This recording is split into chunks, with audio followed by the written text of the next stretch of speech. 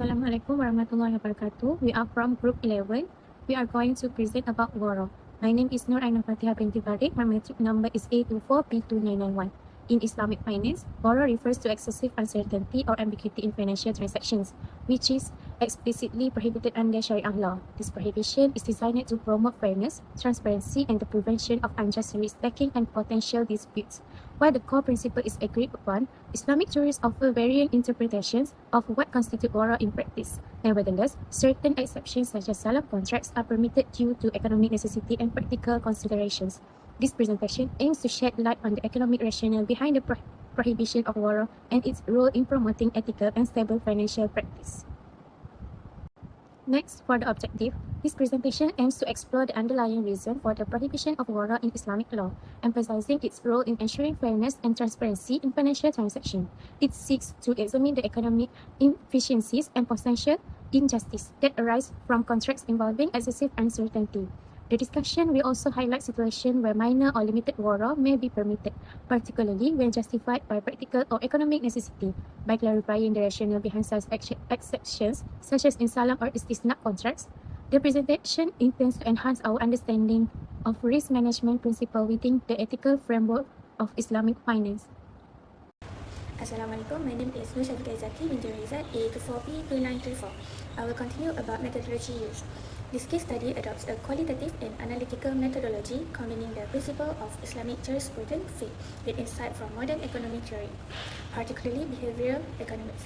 The purpose is to understand and explain the rationale behind the classical Islamic prohibition of GHARAR, excessive uncertainty or risk, in financial transactions and to explore its implications for economic efficiency. The primary method used in this study is textual analysis of classical Islamic legal sources. These include interpretations and rulings from traditional jurists such as Ibn Taymiyyah, Al-Suki, Al-Zarqa, and Al-Qarafi, as well as hadith literature that explicitly prohibited of transactions involving GHARAR. The researcher analyzed these texts to extract definitions, principle, and example of GHARAR and to understand the legal reasoning behind this prohibition. In addition, the study employs a comparative analysis approach. It compares the classical definition and application of GHARAR with modern financial concepts such as risk, speculation, and insurance. This comparative method allows the study to bridge traditional Islamic legal thought with contemporary economic understanding. Furthermore, the study integrates economic reasoning, particularly the concept of economic efficiency, to assess whether prohibiting contracts that involve GHARAR contributes to or hinders overall economic welfare. This involves a cost-benefit analysis consistent with the Islamic legal principle of maslahah, public interest, where harmful contract may be prohibited unless there is an overriding benefit. To support its conclusion, the study also draws upon behavioral economics using prospect theory to explain how individuals often behave irrationally under certainty. This supports the Sharia objective of minimizing dispute and harm in commercial dealing by prohibiting excessive risk. Although the study is theoretical in nature, it functions as a case study of Islamic legal and economic reasoning, illustrating how traditional rulings can be analyzed in the context of modern theories. The findings offer insights into Islamic finance and structural contracts that affect GHARAR, while still fulfilling economic needs through risk sharing rather than risk trading mechanism. Hi, Assalamualaikum. My name is NURHAMIZATUL binti ARQAM. My metric number is A24B2927. I'd like to share a few strands of the article written by Mahmoud A. Al-Gamal. The most outstanding strand is how the author connects Islamic law with modern economic, especially when it comes to economic behavior. He explains the concept of GHARAR, which means excessive uncertainty, in a very clear and ethical way.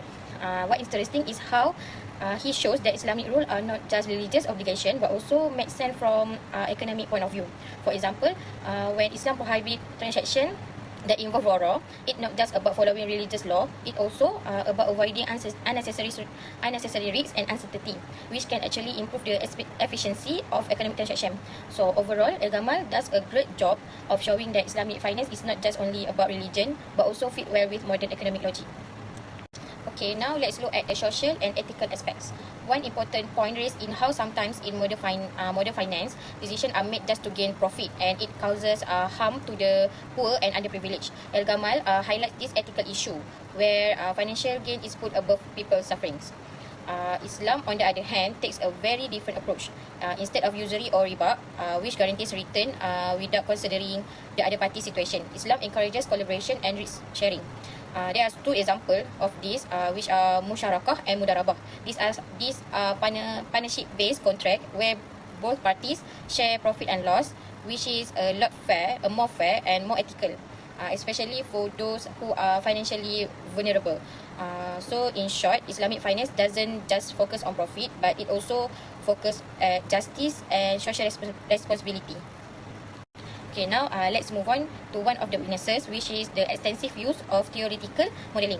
Al-Gamal used this modeling, which are quite new and interesting. It can actually be a bit too complex for some readers. For example, he used concepts from game theory and prospect theory, which are quite advanced and not something that everyone would easily understand, especially for those without an academic background. This could be a problem, especially for lawmaker or policymaker who might want to use this information but aren't expert in academic. The use of mathematical model and simulation, even though they are academically solid, it might make the article less accessible to a wider audience. So in short, while the theory is strong, the complexity of the language and methods might be limited for those who can actually benefit from the article. That's all from me. I will pass the presentation to the next person. The author's creative use of prospect theory to explain irrational behavior in the context of uncertainty depends on presumptions about how individuals evaluate risk. This is not a guarantee that Muslim investors and consumers will act in the manner that their study predicts. Moreover, no cultural, ethical, or religious behavioral distinction that might influence the use of prospect theory in an Islamic setting are mentioned in the article. For the logical article, the article makes a logical argument that the prohibition of gharar is not just a religious command. It is also a way to protect the economy and people from harm. Gharar causes unfairness, and in many cases, one party benefits at the expenses of the other. So Islam bans this type of contracts to promote fairness, trust, and efficiency. Generally, gharar is prohibited, but there are exceptions. There are two main situations where gharar is allowed. The first one is minor gharar or gharar yasir. If the risk is small and unavoidable, it is allowed. This kind of uncertainty is found in almost all transactions and is tolerated because it doesn't affect the fairness of the contract. The second one is necessary to meet economic needs. Sometimes gharar is allowed with condition, especially if the contract is needed for economic activity and there's no better alternative. For example, like salam. This is when the buyer pays in advance for goods that will be delivered later. It helps farmers and producers get funding early. The second one is istisna, a contract where a product is manufactured and delivered in the future. It's used for construction or custom-made items. In both cases, clear terms and conditions must be agreed on in advance to reduce uncertainty. So, in conclusion, this article is logic because it used step-by-step reasoning evidence from classical scholars and modern economics to explain a religious rule.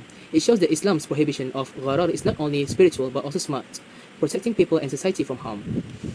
Hi, my name is FAQIEHAH binti AZAM. My matrix number is A24B2964. So I explain for the relevance part. So why does it matter to Islamic economics? It is because classical Islamic jurisprudence restriction on gharar has a lot to do with more general subjects of Islamic finance and economics. Avoiding gharar in this context can minimizes information asymmetry and lowers the possibility of exploitation or unjust enrichment by ensuring that all parties involved in a transaction that have sufficient knowledge and clarity. The restriction on gharar is closely related to risk management from an economic standpoint.